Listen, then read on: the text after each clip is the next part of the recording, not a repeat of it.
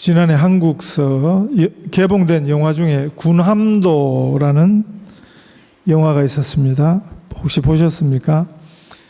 군함도라는 섬은 원래 하시마 섬이라는 일본의 무인도였는데 2차 세계대전 당시에 대표적 전쟁 범죄 기업인 미쓰비시사가 이 섬의 해저 탄광에서 석탄 채굴을 위해 가지고 시멘트로 섬을 매립하고요. 그리고 사방에 콘크리트 벽을 세워서 마치 그 섬 모양이 군함 같아 해서 붙여진 이름이 군함도였습니다. 이 섬을 일컫는 또 다른 이름이 있는데 그 지옥섬이라는 이름도 있습니다. 당시에 그 조선인 노동자들을 강제 징용했습니다. 한번 끌려가면 다시 살아서 나오기 힘들다 해서 이름 붙여진 이름이 지옥섬입니다. 이 군함도가 2015년에 유네스코의 세계문화유산으로 등재가 되었습니다. 유네스코는 유엔의 교육, 과학, 문화 분야의 전문 기구거든요. 이런 국제단체에서도 일본 정부가 얼마나 로비를 했으면 이 문제 많은 섬을 세계문화유산으로 등재가 됐습니다. 이곳을 비롯해서 여러 곳에 조선인 노동자들이 강제로 끌려가서 강제노동을 당했습니다. 착취를 당했습니다. 희생을 당했습니다.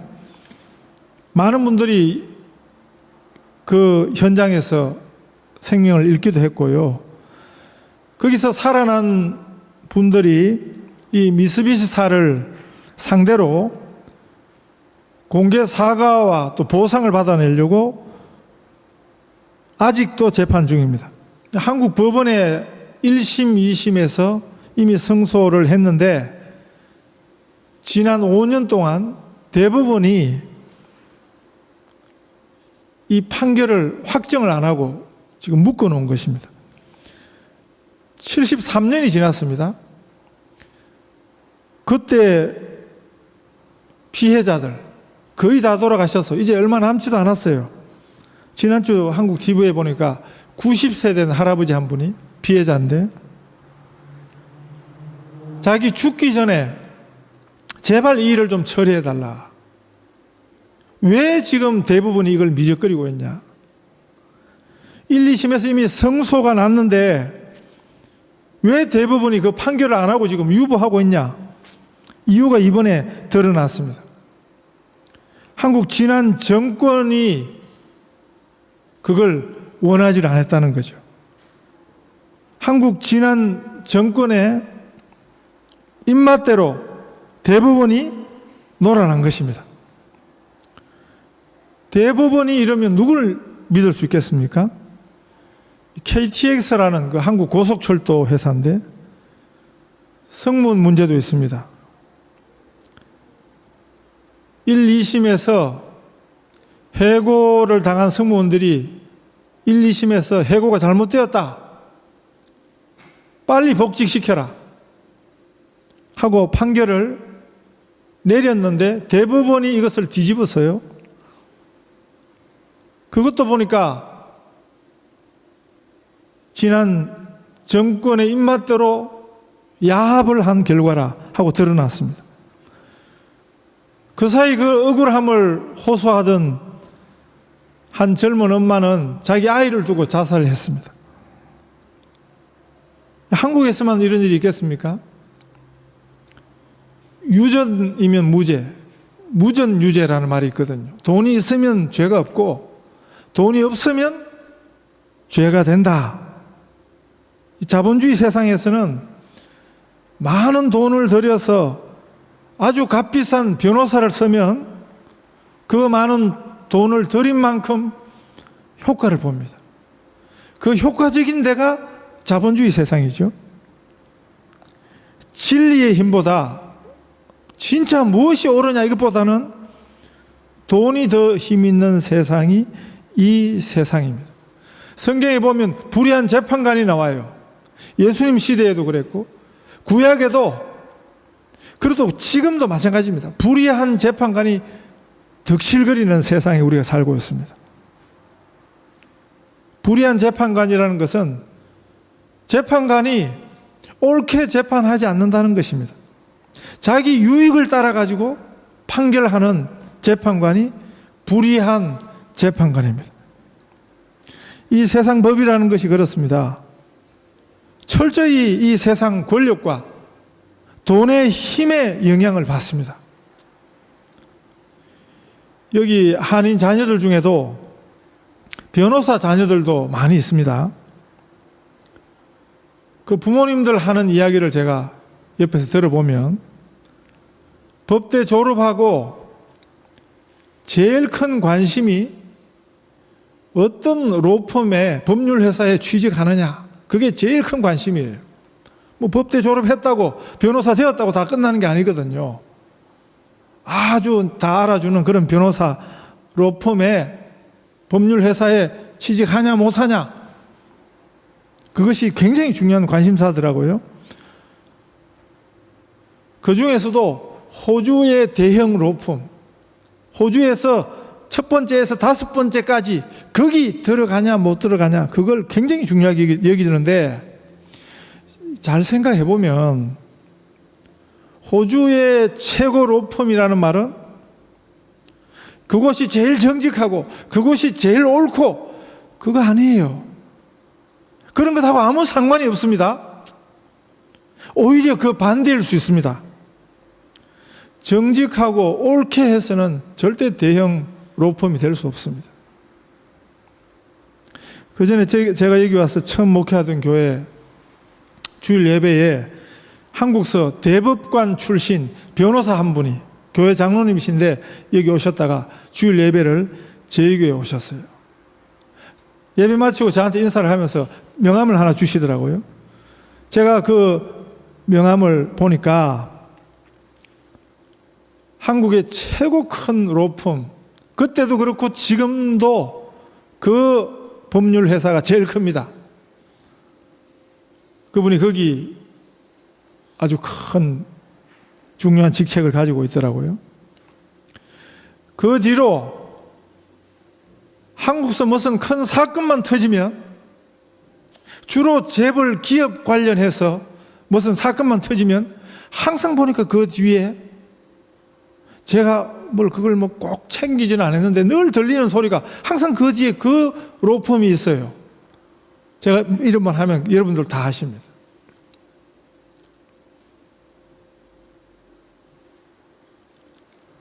제일 못된 일, 재벌이 저지른 아주 사악한 일, 그 로펌에서 다 도맡아 놓고 변호를 하고 있습니다.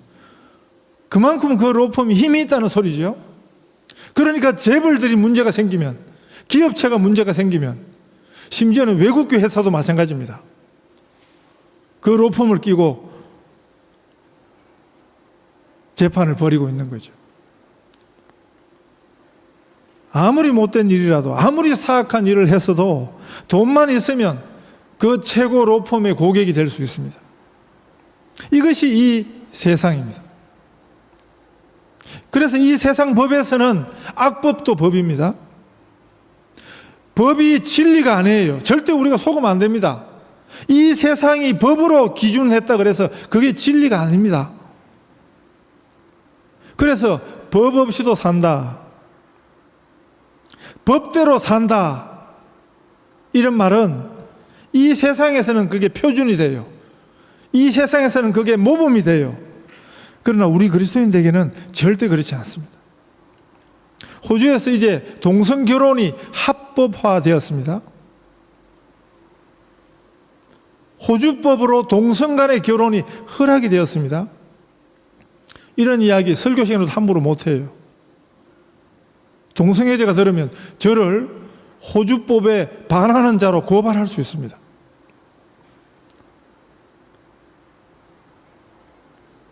토주법으로 허락이 되었다고 그게 진리인가? 그게 옳은가? 그건 전혀 다른 문제입니다. 우리가 이 세상 법의 기준에 속아서는 안 되는 것입니다. 그래서 우리 그리스도인들은 그저 이 세상 법에 잘 순응해서 살아가는 것이 그게 우리의 기준이 되면 안 되는 것입니다. 이 세상 법으로 괜찮다고 해서 괜찮은 것이 아닌 것입니다. 이 세상에서는 괜찮습니다. 그런데 그것은 이 세상식이죠. 하나님식은, 예수님식은, 예수님이 지금 산상수훈에서도 지금 이것을 말씀하십니다. 이 세상이 가진, 그 당시 유대 세상도 그렇고요, 지금 우리의 세상도 그렇습니다. 세상의 그 기준을 뛰어넘는 법을 예수님이 말씀하십니다. 최고의 법을 말씀하시는 것입니다. 이것이 우리 하나님의 표준입니다. 이것이 우리가 구해야 하는 하나님의 의입니다. 우리는 세상 사람들이 뭐라고 하느냐, 그게 우리 삶의 기준이 아닙니다. 세상이 뭐라고 하는 일에 대해서, 세상이 좀 부정적으로 이야기하는 것에 대해서 그렇게 전전긍긍하고, 그렇게 사람들 세상의 눈치를 보고, 그건 굉장히 피곤한 삶이에요. 피곤해도 아무 덕이 없는 삶입니다. 우리는 하나님의 의를, 하나님의 기준을 바라보고 살아야 하는 것입니다. 가이사의 것은 가이사에게, 하나님의 것은 하나님께 바쳐라. 이 하나님 예수님 말씀을 자꾸 우리식으로 이해를 해왔습니다. 교회가 자꾸 이것을 우리식으로, 세상식으로 이해를 해왔습니다. 가이사의 것은 가이사에게, 하나님의 것은 하나님에게. 가이사의 것은 가이사에게 뭡니까? 세상 법에 잘 순종하라. 세상 정권에 고분고분해라. 이게 예수의 가르침입니까? 아니에요. 원래 이 질문은 예수님을 책잡아서 함정에 빠뜨리기 위해서 바리새인들과 대제사장이 사람을 보내가지고 예수님 앞에 공개 질문을 했습니다. 가이사에게 세금을 내는 것이 옳습니까? 내지 않는 것이 옳습니까? 그때 예수님이 동전 하나를 내게 보이라, 로마 동전 하나를 내게 보이라 하니까 사람들이 데나리온 동전, 로마 동전입니다. 예수님이 이 형상과 이 글이 네 것이냐. 로마 동전에는 로마 황제의 흉상이 새겨져 있거든요.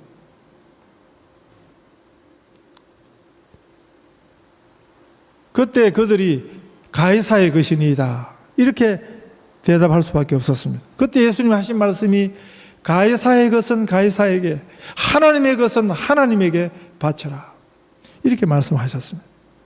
그 말씀 뜻은 너희 주인이 누구냐, 너희 주인이 가이사라고 생각하면 가이사에게 세금을 내고, 너희 주인이 하나님의 것이라고 생각하면, 하나님이 너희 주인이라고 생각하면, 너희가 하나님의 형상대로 지음받은 하나님의 형상이라고 생각하면 하나님께 너희 자신을 바쳐라.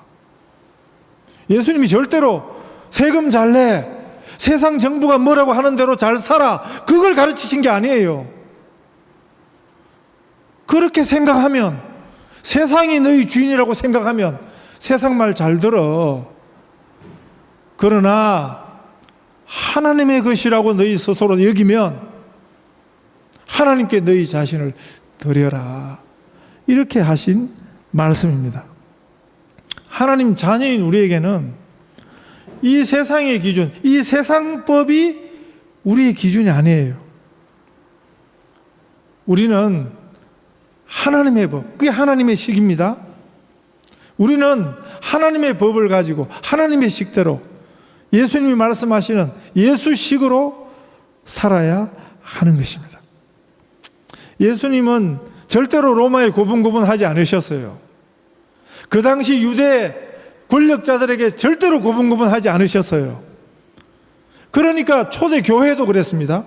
제자들이 다 그랬습니다. 첫번 그리스도인들이 다 그랬습니다.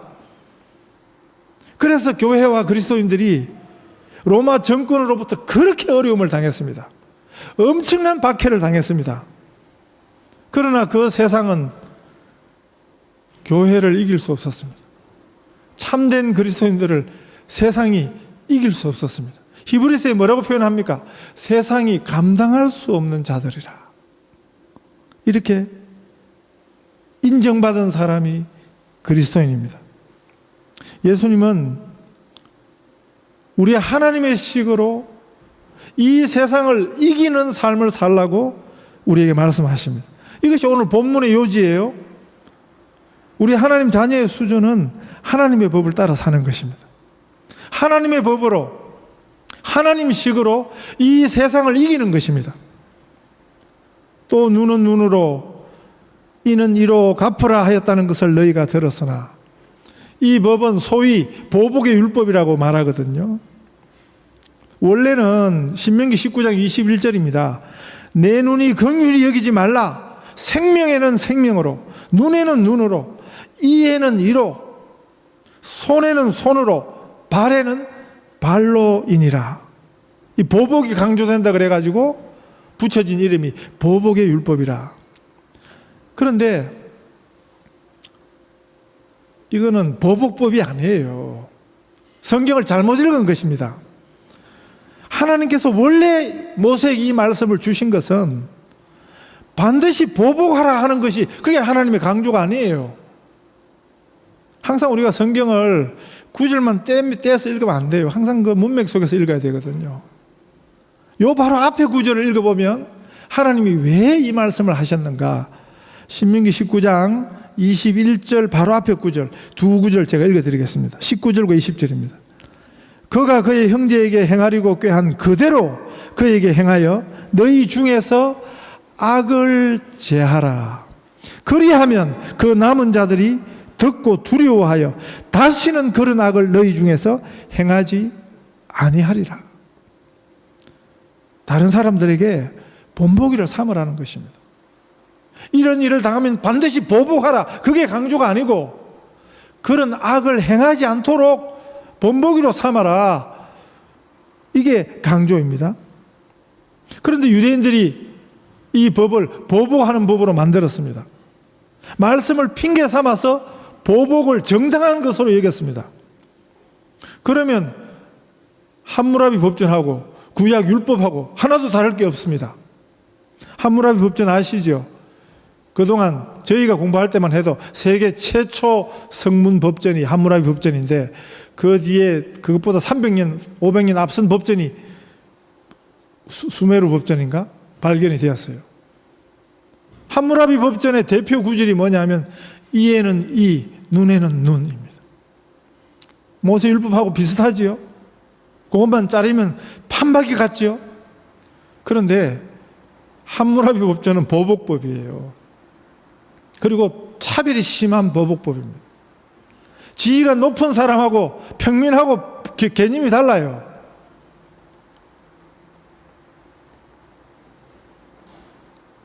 여기에 대한 우리 예수님의 해석이 39절입니다. 나는 너희에게 이르노니 악한 자를 대적하지 말라. 그리고 이어지는 말씀이 누구든지 내 오른편 뺨을 치거든 왼편도 돌려대고 또 너를 고발하여 속옷을 가지고자 하는 자에게 겉옷까지도 가지게 하며 또 누구든지 너를 억지로 오리를 가게 하거든 그 사람과 심리를 동행하고 내게 구하는 자에게 주며 내게 꾸고자 하는 자에게 거절하지 말라. 이렇게 말씀하십니다. 이 말씀이 바로 우리 하나님의 식으로 이기는 삶입니다.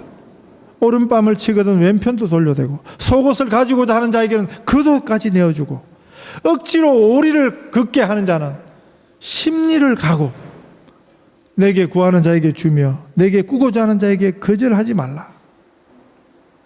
이 네 가지 의미는 같은 의미의 반복입니다. 병행법적 표현입니다. 똑같은 의미가 그 안에 포함이 되어 있어요. 표현만 다르지 같은 의미를 예수님이 반복하시는 것입니다. 오른편 뺨을 치거든 왼편도 돌려대며, 오른손잡이가 정상적인 경우에 오른손을 가지고 상대 뺨을 치면 왼쪽 뺨이 먼저 맞습니다. 그러면 왼쪽 뺨을 치면 오른편도 돌려대라, 이렇게 해야 맞는 건데, 예수님은 오른편 뺨을 치거든 왼편도 돌려대라, 이렇게 말씀하십니다. 우리가 상대로부터 오른쪽 뺨을 맞는 경우는 두 가지 중에 하나로 볼 수 있습니다. 하나는 오른손으로 치되 정상적으로 치는 것이 아니고 손등을 가지고 치는 경우죠. 아니면 뒤에서 치는 경우입니다. 그 중에 제가 생각할 때는 손등으로 치는 경우를 생각하는 게 더 맞습니다. 상대의 뺨을 때리는 것 자체가 아주 모욕적인 행위입니다. 그런데 거기다가 손등으로 치는 것은 그건 더한 모욕을 주는 그런 행위지요. 이런 악한 행위에 대해서 대적하지 말라. 오히려 왼쪽 뺨도 돌려대라. 이것이 진짜 이기는 법이다. 이렇게 말씀하십니다. 일반적인 적대 행위보다 더 야비한, 아주 야비한 적대 행위를 당했을 때 우리의 본능은 어떻습니까? 우리의 본능은 한 대 맞으면 두 대로 갚아주는 게 본능이죠. 우리는 한 대를 맞았지만 아주 상대를 죽이려 드는 게 우리의 본능이죠. 이게 이 세상식입니다. 이게 오히려 상식적입니다. 그런데 우리를 자연스럽게 우리 본능에 딱 맞게 이렇게 유도하는 이 세상식 배후에는 사단이 있습니다. 우리에게 훨씬 자연스러운 우리식 삶의 배후에는 우리 죄성이 그걸 끌고 있습니다. 결국 이렇게 살아서는, 세상식대로 살아서는 세상을 이기는 게 아니에요. 그건 지는 삶입니다. 사단이 끄는 대로 살면 그곳은 영원한 파멸이 있습니다. 그게 지옥입니다. 우리가 꼭 기억을 해야 하는 것입니다. 우리 하나님식이라야 이기는 것입니다. 우리는 우리 본능대로 살면 안 돼요. 우선 우리 마음의 편한 대로, 되는 대로 살면 안 되는 것입니다. 그 길은 한 걸음씩 걷다 보면 다시는 돌아올 수 없는 지옥길이 될 것입니다. 우리는 예수님 말씀을 드려야 돼요. 우리는 예수님 말씀을 붙들어야 돼요. 예수님의 말씀이 생명의 말씀입니다. 예수님의 말씀이 진리입니다. 우리 예수님 말씀이 옳습니다. 또 너를 고발하여 속옷을 가지고자 하는 자에게 겉옷까지도 가지게 하며, 고발해서 속옷을 가져가려고 한다는 것은 악덕 채권자에게 걸린 것입니다. 아주 악덕 빚쟁이에게 걸린 것입니다. 하다 못해 이제 속옷까지 벗겨가려고 하는. 그런데 그건 악독해도 그건 법이었습니다. 속옷은 빚쟁이가 벗겨갈 수 있었습니다. 그것이 그 당시 법이었습니다.